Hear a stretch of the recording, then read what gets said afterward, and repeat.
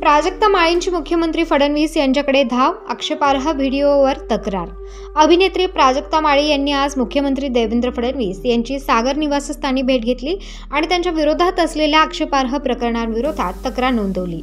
यावेळी त्यांनी यूट्यूबवर काही लोकांकडून आक्षेपार्ह व्हिडिओ प्रसारित केले जात असल्याचा मुद्दा उपस्थित केला। मुख्यमंत्री देवेंद्र फडणवीस यांनी त्यांच्या तक्रारींची गंभीर दखल घेतली आणि तुमच्या सन्मानाला बाधा येईल असे कोणतेही कृत्य खपवून घेतले जाणार नाही असे स्पष्ट केले।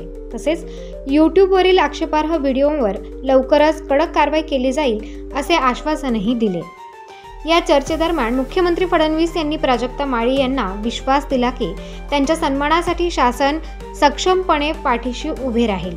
स्वातंत्र्य न्यूज मुंबई, न्यायासाठी लढणारी स्वातंत्र्याची बातमी। सगळ्यांना नम्रतापूर्वक नमस्कार। इतक्या मोठ्या संख्येने तुम्ही सगळेजण आलात, शॉर्ट नोटीसवर आलात, मनापासून धन्यवाद। तुम्हा सगळ्यांना आज आपण इथे का जमलोय हा विषय माहिती आहेच आहे।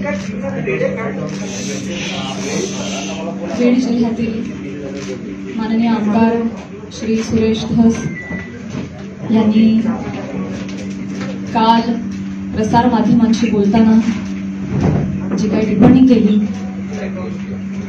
त्या संदर्भात तीव्र निषेध व्यक्त करण्यासाठी आज मी तुम्हा सगळ्यांसमोर आलेली आहे। काल नाही तर गेले 1.5 महिन्यापासून हा सगळा प्रकार चालू आहे आणि गेले 1.5 महिने अत्यंत शांततेनं मी या सगळ्याला सामोरी जाते, सगळ्या ट्रोलिंगला, सगळ्या निगेटिव्ह कमेंट्सना। आणि ही माझी शांतता, माझी मूकसंमती नाहीये। मी माझ्यासारख्या अनेक महिला, कलाकार या सगळ्यांची ही हतबलता आहे। हे शांत राहणं तुम्हा सगळ्यांमुळे कुठे ना कुठेतरी आमच्यावर बेतलेलं आहे। एक व्यक्ती आपल्या कुठल्या तरी रागाच्या भरात, उद्वेगाच्या भरात काहीतरी बरळून जाते, त्यानंतर त्या 2 वाक्यांचा मीडिया 1000 व्हिडिओ करतो, तेवढेच शब्द पकडतो, त्याच्यावर 1000 व्हिडिओज बनतात युट्यूब चॅनल्सवर। मग एका सेलिब्रिटीला त्याच्यावर वक्तव्य करणं भाग पाडलं जातं, मग ती बोलते, मग परत पहिल्या महिलांची अब्रू निघत राहते आणि सगळ्यांचं मनोरंजन होतं। हे होऊ नये, सगळ्या समाज माध्यमांसमोर ही चिखलफेक होऊ नये म्हणून मी यात पडले नाही। मी शांत बसणं हा पर्याय स्वीकारला, या गटारात मी दगड टाकणं योग्य समजलं नाही। ऑल्सो मला असं वाटलं की हा विषय इतका खोटा आहे, ही गोष्ट इतकी धादांत खोटी आहे, त्याला काही बेस नाही। एका सांस्कृतिक कार्यक्रमामध्ये सत्कार स्वीकारताना काढला गेलेला एक फोटो, ती आमची एकमेव भेट, धन्यवाद, हा एकमेव संभाषण, एक शब्द, याच्यावरून एवढी आवई उठावी, त्याला मी का प्रत्युत्तर देऊ? जेव्हा त्या गोष्टीवर मी भाष्य करते, 10 लोकांपर्यंतची गोष्टी 1000 लोकांपर्यंत पोहोचतात। ती जर गोष्ट खोटीच असेल तर ती किती काळ टिकणार, त्या गोष्टीला आपण किती महत्व द्यायचं? म्हणून मी त्या गोष्टीकडे दुर्लक्ष केलं। शांत बसणं मी योग्य समजलं आणि याला भरपूर साथ होती ती मी ज्या व्यक्तींबरोबर काम करते, ज्या संचाबरोबर काम करते, माझं कुटुंब, माझा मित्रपरिवार, सगळे आप्तेष्ट, महाराष्ट्रातली जनता, प्रेक्षक ज्यांचं प्रेम आहे माझ्यावर। कोणीही माझ्यावर एका शब्दानेही कधी शंकेच्या दृष्टिकोनातून पाहिलं नाही, कधीही मला विचारलं देखील नाही। प्रत्येक जण भेटला त्यावेळी हे म्हणाला, प्राजक्ता योग्य करतेस, शांत राहा, धीरानं सामोरी जा। या अशा आवया उठतात आणि निघून जातात, सरपास होतात, तू शांत राहा, धीरानं सामोरी जा। ह्या सगळ्यांचा माझ्यावरचा विश्वास नाही, मी आधी पूर्ण करेन माझं। माईक मध्ये सर्व इको होतो, त्याच्यामुळे तुम्ही फक्त सॉरी फॉर इंटरप्ट।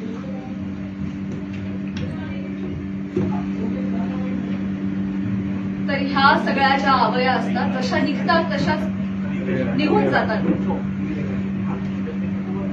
असं सगळं असल्यामुळे आणि या सगळ्यांचा पाठिंबा आणि माझ्यावरचा विश्वास इतका दांडगा होता की माझ्यासाठी अत्यंत जमेची बाजू होती. त्यामुळे मला माझ्या चारित्र्यावरचं एक्सप्लेनेशन द्यायला समोर यावं अशी गरजच वाटली. आज ही वेळ येते ती अत्यंत नामुष्की आहे आणि ती वेळ आली आहे कारण एक लोकप्रतिनिधी याच्यावर टिप्पणी करतात. एखादी रुमर आहे, रुमरचंही खरं त्याला स्थान नाहीये, पण एखादी असंच उठलेलं वावटळाविषयी जेव्हा लोकप्रतिनिधी, जे लोक ज्यांना आपण जनतेनं निवडून दिलंय, आपले प्रश्न विधिमंडळात जाऊन त्यांनी आपले प्रश्न मांडावेत, आपल्यासाठी न्याय मागावा, आपल्या हक्कांचं रक्षण करावं, आपलं रक्षण करावं, अशी ज्यांच्याकडून आपली अपेक्षा आहे, अशी मंडळी जेव्हा आपल्यावर चिखल फेक करतात तेव्हा ही गोष्ट गांभीर्यानं घेण्याची वाटली मला. आणि म्हणूनच आज मी तुम्हा सगळ्यांसमोर आले. काल जर हे असं बोलले नसते तर मी तशी शांत बसले होते आणि मी याच्यावर कधी भाष्य केलं नसतं. पण काल त्यांनी ते वक्तव्य केल्यामुळे मला आज तुम्हा सगळ्यांसमोर यावं लागलं. कारण जेव्हा एक लोकप्रतिनिधी असतो जो हजारो लाखोंचं नेतृत्व करतो, लाखो जनता त्यांच्या विचारांना फॉलो करते, जेव्हा ते बोलतात तेव्हा त्यांची विचारधारा लाखोंची विचारधारा होते, ते त्या गोष्टींवर कुठेतरी ठसा उमटवतात आणि खरी आहे असं भासवतात, तेव्हा मात्र ही फार गंभीर बाब होऊन जाते. माझा एक बेसिक प्रश्न आहे सुरेश धस साहेबांना. तुम्ही एक राजकारणी आहात, आम्ही एक कलाकार आहोत. तुम्ही एका दुसऱ्या राजकारणावर कुठेतरी कुरघोडी करताय, टीका करताय, तुमचं जे काय चालू आहे, तुमचं जे काय चालू आहे लखला, तुम्ही ते करत राहा. या सगळ्यांमध्ये तुम्ही कलाकारांना का खेचता? आम्हा कलाकारांचा ह्याच्यामध्ये काय संबंध? काय बीडमध्ये काहीतरी कायदा सुव्यवस्थेचा काही प्रश्न निर्माण झालेला आहे, त्याच्यावर भाष्य करत असताना कलाकारांवर गाडी का घसरते? ते इव्हेंट मॅनेजमेंट विषयी काहीतरी सांगत होते की यांच्याकडून शिकावं इव्हेंट मॅनेजमेंट. मान्य, पण मग महिला कलाकारांचीच का नावं येतात? का परळीला कधीच कोणी पुरुष कलाकार गेला नाही का हो कार्यक्रमाला? त्यांची नावं का नाही येत? इव्हेंटमॅनचं तुम्हाला जर एक उदाहरण द्यायचं आहे तर पुरुष कलाकारांची नावं घ्या ना. महिलांची नावं घेऊन अतिशय कष्टानं ज्या महिला अतिशय छोट्या फॅमिलीमधून येऊन संघर्षमय आयुष्य जगत मोठ्या होतात आणि आपलं एक नाव कमवतात, त्यांची प्रतिमा ते असं बोलून डागाळतात. हे कितपत योग्य आहे? तुम्हाला उदाहरण द्यायचं, तुम्ही पुरुष कलाकारांची नावं घ्या, पण त्यांनी तसं केलं नाही. त्यांनी त्यांच्या वैयक्तिक स्वार्थासाठी फिल्म इंडस्ट्रीमध्ये काम करणाऱ्या महिलांची नावं घेतली, त्याचा वापर केला, गैरवापर केला. त्यांनी स्वतःचा टीआरपी वाढवण्यासाठी महिलांची नावं घेतली, अतिशय कुत्सितपणे टिप्पणी केली, अतिशय कुत्सितपणे. एक कलाकार म्हणून वेगवेगळ्या शहरांमध्ये जाणं, प्रेक्षकांचं मनोरंजन करणं हे कलाकारांचं काम आहे. आणि फक्त परळी नाही, महाराष्ट्राच्या कानाकोपऱ्यात जाऊन मी याही आधी कार्यक्रम केलेले आणि यापुढेही करत राहणार आणि सगळेच कलाकार करतात. या आधीही हजारो नेत्यांबरोबर, राजकीय क्षेत्रातल्या सगळ्या मान्यवरांबरोबर फोटो आहेत. मग तो फोटोचा रेफरन्स उचलून तुम्ही कोणाही बरोबर असं नाव जोडून टाकणार का? हे एक महिला म्हणून, महिला कलाकार म्हणून मला अतिशय ही बाब निंदनीय वाटते. महाराष्ट्रातल्या राजकारण्यांना हे कृत्य शोभत नाही. बरं, ते जे बोललेत ते इतकं कुत्सित आहे. अच्छा, त्या पण येतात का परळीला? अच्छा, कोणाला जर नवा चित्रपट वगैरे करायचा असेल तर परळी पॅटर्न अवलंबावा, त्यांचा जे काय जवळचा पत्ता वगैरे. काय म्हणायचंय काय तुम्हाला? तुम्ही फक्त महिला कलाकारांच्या चारित्र्यावर शिंतोडे नाही उडवत आहात, महिलांच्या कर्तृत्वावर सुद्धा तुम्ही प्रश्नचिन्ह उपस्थित करताय. का? कुठल्याही पुरुषाच्या किंवा राजकारण्याच्या तुकड्यांशिवाय एखादी महिला स्वकर्तृत्वावर यशस्वी होऊ शकत नाही का? कष्टांनी आणि मेहनतीनं एखादा माणूस मोठा होतो, याचा तुमचा विश्वास का नाही बसत? की अशी टिप्पणी करून तुम्ही माझी नाही, आम्हा महिलांची नाही, स्वतःची मानसिकता दाखवताय असं मला वाटतं आणि ही अतिशय खेदजनक बाब आहे. पाण्याची पिशवी.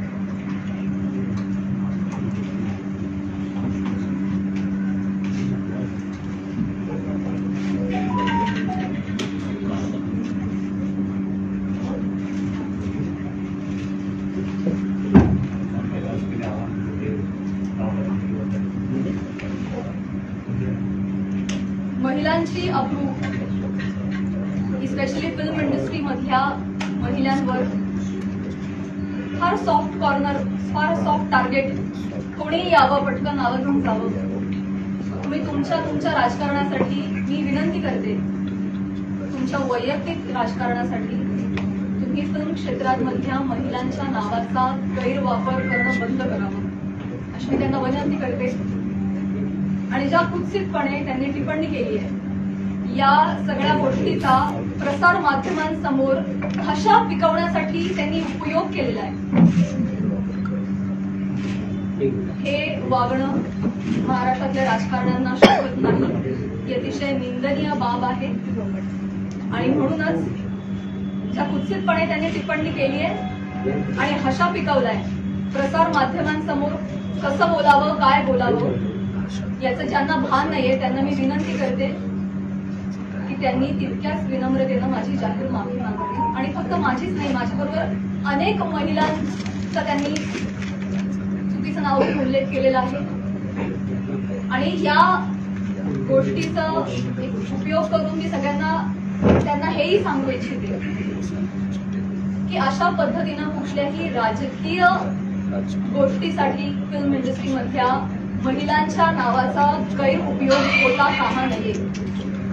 पुढे जाऊन मी हेही सांगू इच्छिते, मी आज महिला आयोगाकडे तक्रार केलेली आहे. फोन चालले, महिला आयोगाकडे दुपारी तक्रार नोंदवलेली आहे. मी त्यांनाही रिक्वेस्ट केलेली आहे की कायद्याच्या चौकटीत राहून तुम्ही याच्यावर योग्य ती कारवाई करावी. मी देखील कायदेशीर कारवाई करत राहीन. याचबरोबर माननीय मुख्यमंत्री साहेब, उपमुख्यमंत्री साहेब यांना देखील मी विनंती करते, काय या दोन व्यक्ती दोन वाक्य बोलून गेल्या, पण प्रसार माध्यम तेवढी दोन वाक्य घेऊन त्याचे 1000 व्हिडिओ बनवतात, इतके वाईट मथळे देतात, हेडलाईन्स देतात. समोरच्या माणसाच्या आयुष्यात तुमच्या या मथळ्यांमुळे एक वादळ येऊ शकतो, त्यांच्या करिअरवर परिणाम होऊ शकतो, त्यांची प्रतिमा डागाळली जाऊ शकते, त्यांचं करिअर बर्बाद होऊ शकतं, ते डिप्रेस होऊ शकतात, ते आत्महत्या करू शकतात. तुम्हाला काळजी वाटत नाही या गोष्टीची? आपण आपला टीआरपी वाढवण्यासाठी, आपण आपला एक सेट टार्गेट अचीव्ह करण्यासाठी कुठल्या थराला जाऊन बातमी करतो, त्याचं किती वेगवेगळ्या पद्धतीनं. आता फॉर एन एक्झाम्पल, कालच मी बातमी वाचली आणि ती इतकी हर्टफुल होती. बीड मधील हत्या प्रकरणात आता प्राजक्ता माळींचंही नाव जोडलं जातंय. काय संबंध, काय दोन गोष्टींचा? आपण काय हेडलाईन्स करू त्याचा समोरच्या माणसावर. की माझी आई रात्रभर झोपली नाही, 1.5 महिना, मला वाटत नाही तिला शांत झोप लागली असेल. एक कमेंट नाही जी यांनी वाचली नाही. हा माझा भाऊ यांनी सोशल मीडिया बंद करून टाकला, सगळे अकाउंट डिलीट केले. आज हा प्रसंग फक्त माझ्याशी निगडीत राहिलेला नाहीये, हा माझ्या कुटुंबावर त्याचा परिणाम होतो आणि अत्यंत वाईट परिणाम होतो. समाजामध्ये अशा पद्धतीनं प्रतिमा डागाळली जाणं एका मुलीची आणि स्पेशली फिल्म क्षेत्रामध्ये काम करणाऱ्या मुलीची, ह्याला तोंड देणं अजिबात सोपी गोष्ट नाहीये. तुम्ही सगळेजण हे समजू शकता. तुम्हाला सगळ्यांना ही विनंती आणि माननीय मुख्यमंत्री साहेबांना ही विनंती की त्यांनी याबाबत काहीतरी ठोस कारवाई करावी. बेसलेस पुरावा कुठलाही असल्याशिवाय कोणीही बातमी करू नये अशा पद्धतीचे त्यांनी आदेश द्यावे. या निमित्तानं मी करुणाताईंना सुद्धा विनंती करू इच्छिते आणि हे सांगू इच्छिते की तुम्ही स्वतः हिंदीला आहात. तुम्हाला महिलांना होणारा त्रास तुम्ही समजू शकता. या पुरुष प्रधान संस्कृतीमध्ये जर महिलाच महिलांच्या पाठीशी उभ्या नाही राहिल्या आणि चिखल हे करत राहिलं तर कसं होणार? मी तुला मी सांगू इच्छिते की तुम्हाला जी माझ्याबद्दलची माहिती मिळाली आहे ती अत्यंत चुकीची आहे. तुमच्या माहितीचा जो स्रोत आहे तो चुकीचा आहे शोभनाताई. आणि आय एम शुअर की इथून पुढे तुम्ही कुठल्याही गोष्टीची खातरजमा केल्याशिवाय, शहानिशा केल्याशिवाय तुम्ही असं वक्तव्य करणार नाही. आणि महिलांच्या बाबतीत तुम्ही देखील संवेदनशील राहाल अशी मी खात्री बाळगते आणि तुम्हाला विनंती करते. आणि मुख्यमंत्री साहेबांनाही विनंती करते की एका कार्यक्रमातला एका मंत्र्याबरोबरचा एक फोटो याच्यामुळे इतकं वादंग उठावं आणि इतकी आवई उठावी आणि त्याच्यावर हजारो न्यूज पोर्टल्सनी, युट्यूब चॅनल्सनी ह्याच्या न्यूज बनवाव्यात आणि वाटेल तसे ते लाईक्स आणि सबस्क्रिप्शन वाढवत राहावे. त्यांना भीती नाहीये की याच्यावर कोणीही काहीतरी ऍक्शन घेईल म्हणून ते हे करतायत. म्हणून अशा पद्धतीनं महिला कलाकारांची अब्रू वेशीला टाकली जाते. तर याबाबत काहीतरी कडक कारवाई त्यांनी केली पाहिजे. आणि असं जर होत राहिलं, आता 1000 कार्यक्रमावर 1000 माणसांबरोबर नावं जोडली गेली तर मला सांगा इथून पुढे कलाकार सुद्धा कुठल्याही राजकीय नेत्यांनी आयोजित केलेल्या कुठल्याही सांस्कृतिक कार्यक्रमाला जातील का हो? ते सुद्धा धजावणार नाही. पुढची भविष्यातली मंडळी सुद्धा विचार करतील, अरे कलाक्षेत्रात पाठवायला नको कोणाला, ते काय बरं नाही. आमचं कलाक्षेत्र बदनाम नाहीये, ही सगळी मंडळी त्याला बदनाम करतात. आम्ही मनोरंजन करण्याचं काम करतो, तुम्ही आमची नावं मनोरंजनासाठी वापरता, स्वार्थासाठी वापरता, स्वतःचा टीआरपी वाढवण्यासाठी वापरता. हे अत्यंत चुकीचं आहे. आणि स्पेशली महिलांची नावं पटकन कशी तोंडावर येतात, पुरुषांची नावं काय येत नाही. यासाठी एक टूल बनवलं जात आहे महिला कलाकारांना. ह्याबद्दल मला खेद वाटतो. आणि मी पुन्हा एकदा सांगेन की मुख्यमंत्र्यांना विनंती की तुम्ही याबाबत ठोस कारवाई करावी, आदेश द्यावे. सुरेश दसांना मी विनंती केलेलीच आहे की त्यांनी जाहीर माफी मागावी. आणि या निमित्तानं मी प्रसार माध्यमांना सुद्धा विनंती करेन. मी पुन्हा तेच बोलते, अनेक युट्यूब चॅनल्स, सोशल मीडियाची टीम लीगल नोटीस पाठवून थकली. एक युट्यूबचा व्हिडिओ डाऊन होतो तर 3 रोज नव्याने उघडा देतो. तर एखाद्या गोष्टीचा एक संदर्भ घेऊन तुम्ही वाटेल जे मसळे घेऊन जे न्यूज करता, तुम्ही सुद्धा कुठेतरी या बाबतीत स्पेशली महिलांच्या चारित्र्यासंबंधित असलेल्या गोष्टींवर तुम्ही तरी संवेदनशीलता दाखवणार आहात की नाही? टीआरपी साठी, तुमचं टार्गेट कंप्लीट करण्यासाठी किती खालच्या थराला जाऊन तुम्ही बातम्या करता, हे योग्य आहे का?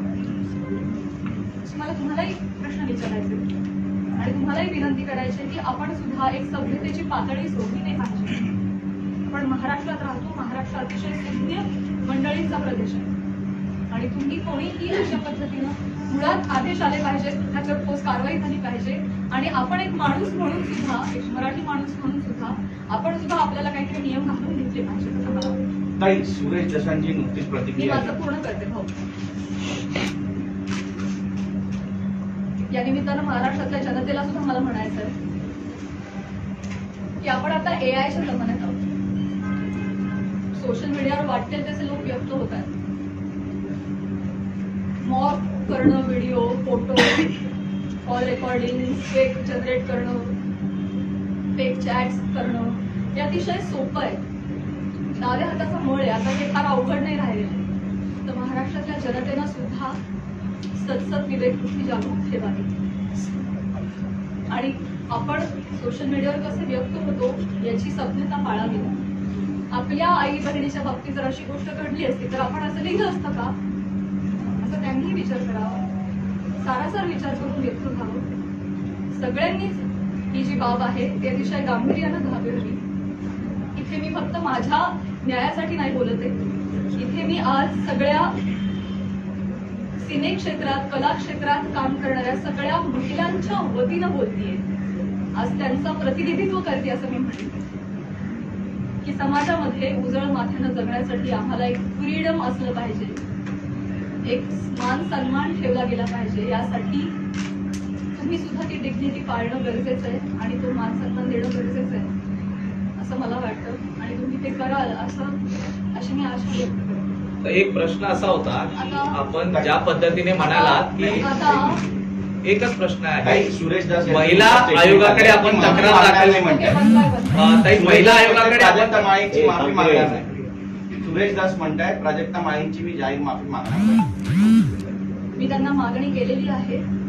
त्यांनी ज्या कुत्सितपणे भाषा पिकवण्यासाठी हा मुद्दा उचललाय त्याला काही बेस नाही. तर मी मागणी केलेली आहे आणि मला खात्री आहे की माननीय मुख्यमंत्री साहेब, माननीय उपमुख्यमंत्री साहेब, महिला आयोग याच्यावर कठोर कारवाई करतील आणि योग्य ती गोष्ट घडवून आणतील.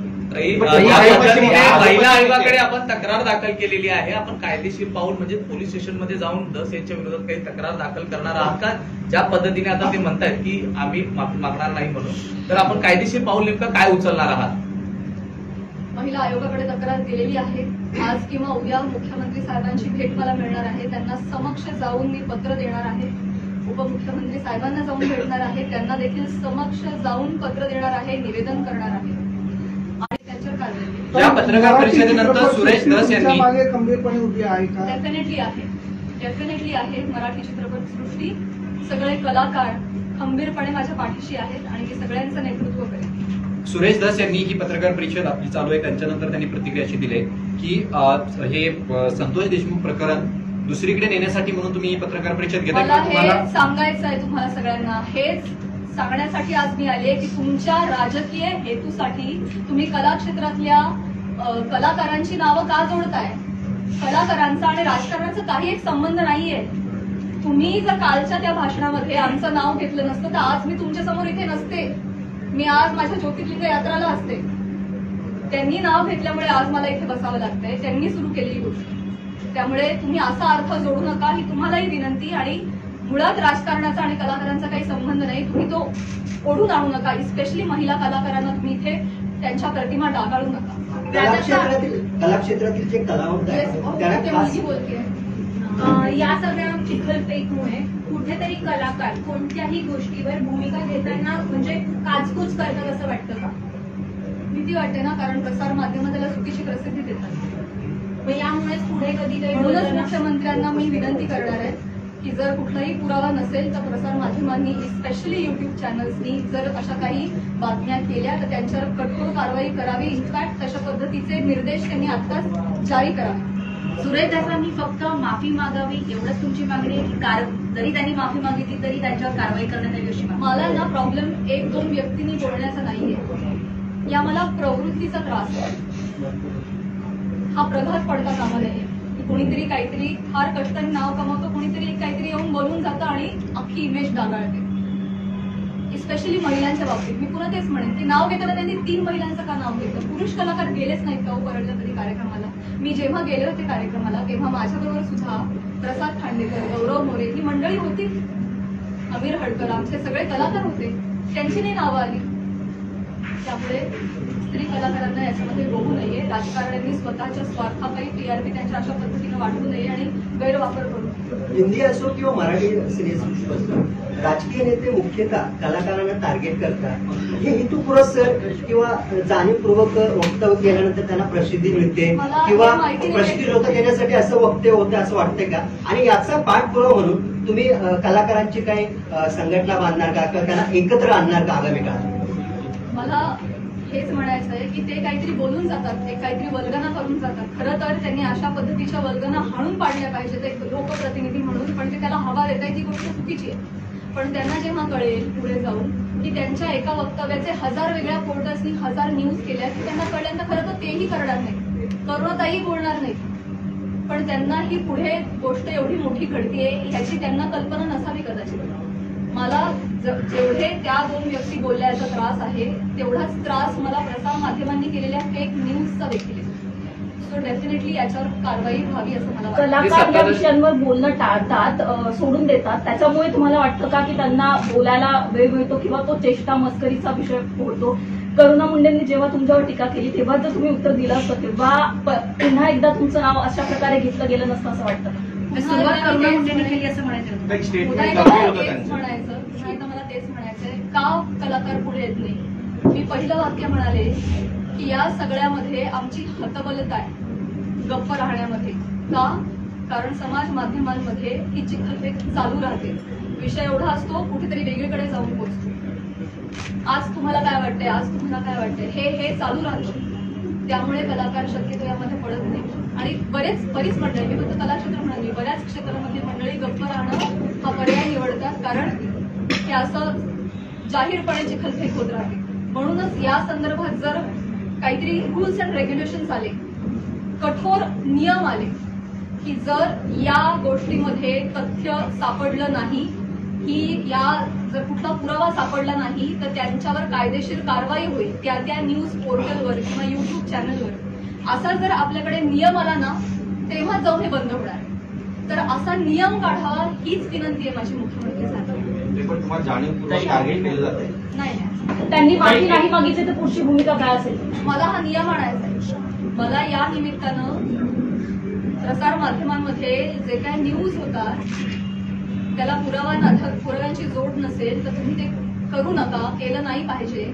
ते खोटं आढळल्यास कायदेशीर कारवाई होईल अशा पद्धतीचा नियम आला पाहिजे, हे माझं खरं उद्दिष्ट ते झालं. असंही म्हणाल की मुंबईत जाऊन मी बोलणार आहे प्राजक्ता माळींसोबत. स्वागत आहे.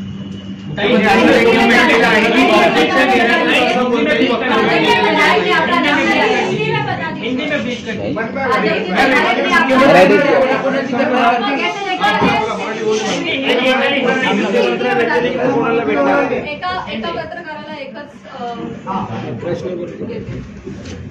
पत्रकाराला आपका नाम लिया, भाजपा विधायक ने आपका नाम लिया है जिस पर आप आज मराठी होऊन जाऊ द्या ताई. चालू है नहीं, थोड़ा एक्सप्लेन हो देना, क्या बताएंगे इस पर? सगळ्यात शेवटी हिंदी बोलू, मराठी त्यांनी आत्ताच असं देखील म्हटलंय की मी असं कोण नाही, मी नाही विचारलं, नक्की विचारलं. नाही माईक खाली त्यांनी असं देखील म्हटलंय की मी असं कोणतेही ऑब्जेक्शन घेण्यासारखं वक्तव्य बोललेलो नाही आणि माझ्यासाठी प्राजक्ता माळी हा विषय संपलेला आहे असं देखील वक्तव्य केलेलं आहे. काय सांगता? तिथे बघितलं नाही, परंतु अच्छा त्या पण आल्या, आता येतात का परळीला? अहो परळीला नाही, संबंध महाराष्ट्रात फिरतो आम्ही, देशाबाहेरही कार्यक्रमाला जातो. परळी पॅटर्न, जवळचा पत्ता, तुम्हाला जर चित्रपट बनवायचा असेल तर परळी पॅटर्न म्हणजे म्हणायचं काय? हे डेफिनेटली अतिशय निंदनीय वाक्य, अतिशय डिरोगेटरी.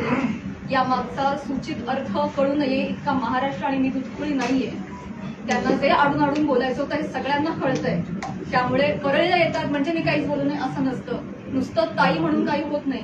त्याच्या अवतीभोवती तुम्ही जे हातवारे करता, तुमचे जे हावभाव असतात, एका महिलेचं चारित्र्य एवढ्या रिॲक्शननी सुद्धा डागाळू शकतं. समाज माध्यमांसमोर, प्रसार माध्यमांसमोर हशा पिकवण्यासाठी त्यांनी हा मुद्दा वापरलाय. तो डेफिनेटली अतिशय निंदनीय आहे, अतिशय खालच्या पातळीचा आहे आणि तो चुकीचा आहे, याचा मी निषेध करते. मॅम, क्लॅरिफिकेशन देताना नेहमी महिलाच का देतात? तुम्हाला वाटत नाही का ज्यांच्याशी नाव जोडलं जातं त्यांनी सुद्धा हे दिलं पाहिजे? आतापर्यंत बॉलिवूडमध्ये सुद्धा अशा अनेक गोष्टी घडलेल्या आहेत, पण महिलाच टार्गेट का होते याच्यावर तुम्हाला काय वाटतं? हाच माझा प्रश्न आहे मुख्यमंत्री साहेबांना सुद्धा, की हे महाराष्ट्रामध्ये एक निर्भीड वातावरण कला क्षेत्रातल्या महिलांच्या बाबतीत असलं पाहिजे आणि आम्ही सॉफ्ट टार्गेट होता कामा नये. कुठल्याही राजकीय व्यक्तींच्या स्वार्थापायी आमच्या नावांचा गैरवापर झाला नाही पाहिजे, हीच विनंती आहे. आणि हे दुःख आहे, आज मला माझ्या चारित्र्याच्या क्लॅरिफिकेशनसाठी प्रेस कॉन्फरन्स घ्यावी लागते, हीच निंदनीय गोष्ट आहे. हे महाराष्ट्रात होत आहे, सावित्रीच्या लेकींबाबत होत आहे, मला याचं दुःख आहे. प्राजक्ताताई, करुणा मुंडेंनी ज्या पद्धतीने सुरुवात केली किंवा सुरेश दसांनी ज्या पद्धतीने सुरुवात केली, पण या सगळ्या गोंधळामध्ये ज्या व्यक्तीसोबत नाव जोडलं गेलं, परळीच्या एका व्यक्तीसोबत नाव जोडलं गेलं, तर तुला असं नाही वाटत का की त्या व्यक्तीकडून सुद्धा काहीतरी वक्तव्य आलं पाहिजे की जे काही चालू आहे त्याच्यामध्ये काही संबंध वगैरे नाही असं?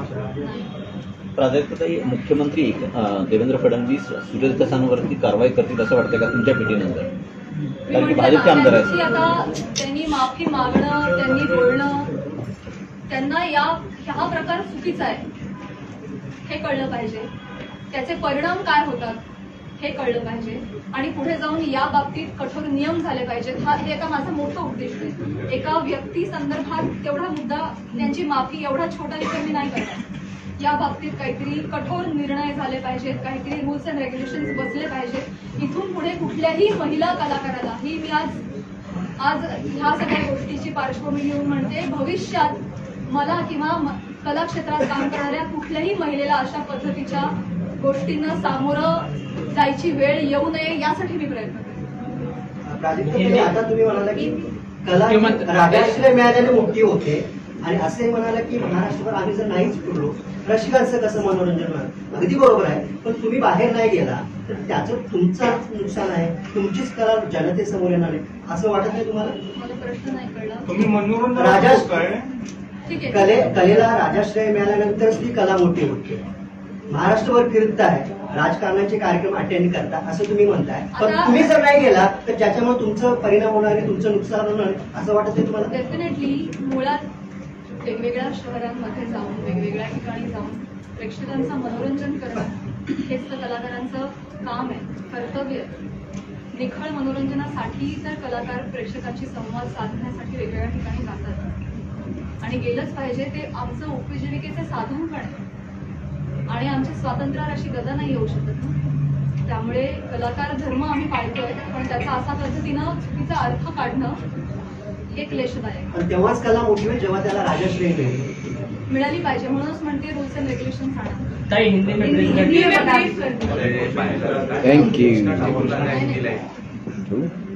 मैं यही कहना चाहूंगी कि आज जो भी यहाँ पे हुआ, सुरेश धरसी ने जो भी बोला है वो काफी निंदनीय है ही. उसके खिलाफ हम काम करेंगे डेफिनेटली. महिला आयोग भी करेंगे, माननीय मुख्यमंत्री जी भी करेंगे. सबसे मैं निवेदन करूंगी, लीगल एक्शन भी लिए जाएंगे. लेकिन इसके परे जाके मैं ये रिक्वेस्ट करना चाहूंगी गवर्नमेंट से कि जो भी एक दो व्यक्ति कुछ बोल जाते हैं, उसके बाद जो हजारों न्यूज चैनल्स, यूट्यूब चैनल्स जो ब्रेकिंग न्यूज बनाते हैं और फेक न्यूज बनाते हैं विदाउट एनी स्ट्रॉन्ग प्रूफ्स, उसके खिलाफ कुछ स्ट्रॉन्ग एक्शन ली जाए, उस पर कुछ रूल्स एंड रेगुलेशंस बनाए जाए. तब जाके ये सही मामले में एक व्यक्ति किसी को सॉरी बोल देता है और मामला खत्म हो जाता है. इतना छोटा ये नहीं होना चाहिए. इसके परे जाके हमारी गवर्नमेंट ने महिलाओं के हित के लिए उनके अगेंस्ट जो ये फेक न्यूज बनती है उसके खिलाफ उन्होंने कठोर रूल्स एंड रेगुलेशंस बनाने चाहिए. ये मेरी उनसे रिक्वेस्ट है. आपकी इस मामले में सीएम और डीसीएम किससे बात की है? आज सुबह मैंने उनका टाइम लेने के लिए फोन किया था और हमारी बात भी हुई सीएम साहब जी. और उन्होंने भी ये बोला कि ये नॉनसेंस मैं भी बिल्कुल टॉलरेट नहीं करूंगा और मैं आपको प्रेस कॉन्फ्रेंस लेने से नहीं रोकूंगा. आप प्लीज जाइए, प्रेस कॉन्फ्रेंस लीजिए. मैंने ऑलरेडी धस जी से बात की है और ये नॉनसेंस हम कोई भी टॉलरेट नहीं करेगा. और मैं आमने सामने जाके भी उनसे ये बात करूँगी. कार्रवाई करने का उन्होंने कोई आश्वासन दिया है सीएम? मैं बोलूंगी कि कार्रवाई क्या होता है. एक व्यक्ति सॉरी बोल के निकल गया, इतना छोटा ये नहीं होना चाहिए. ये आगे जाके हो ही नहीं, इसलिए कुछ कार्रवाई होनी चाहिए. आपने महिला आयोग में भी शिकायत की, अपनी शिकायत में आपने क्या मांग की? इस पे कार्रवाई होनी चाहिए और इस पे रूल्स एंड रेगुलेशंस बिठाने चाहिए, ये भी लिखा है. क्या सोशल मीडिया पे आपको बहुत परेशान किया जा रहा है, उस पर भी आपने बात? मैंने ये बोला अभी, महाराष्ट्र के सारे जनता को मैंने अपील किया है कि हम भी एक डिग्निटी मेंटेन करें. क्या लगता है प्राजक्ता जी आपको क्यों टारगेट किया जा रहा है? कुछ टारगेट नहीं किया. सुरेश दत्त कह रहे हैं कि वो माफी नहीं मांगेंगे, इस पर आपको क्या कहना है? मैंने जब सिर्फ माफी की मांग. जय हिंद, जय भारत.